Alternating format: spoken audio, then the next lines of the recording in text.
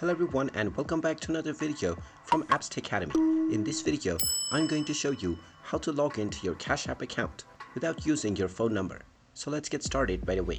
First of all, open up the Cash App application on your device, and if you haven't logged into your account already, you will be asked to sign up or log into your account. Now, right from the homepage where you are asked to enter your credentials, you will directly be asked to enter your phone number at first. However, if you don't wish to use your phone number or you used your email address while creating your account, then you have the option to tap on Use Email at the bottom left section. If you tap on this, you will simply be asked to enter your email address. You can then simply type in the email address that you used to sign up to your account, or you can also use the email address which you have added later on to your account. After entering your email address, simply tap on the next button and you will be asked to enter the verification code that has been sent to this email.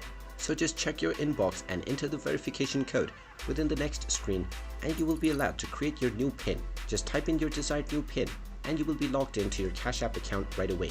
And there you have it. That is how you can log into your Cash App account without using your phone number. If you find this video helpful, make sure you hit that like button and subscribe to our channel if you haven't done so already. Also ring that notification bell to never miss another update from us. Thank you for watching and I will see you again in the next video.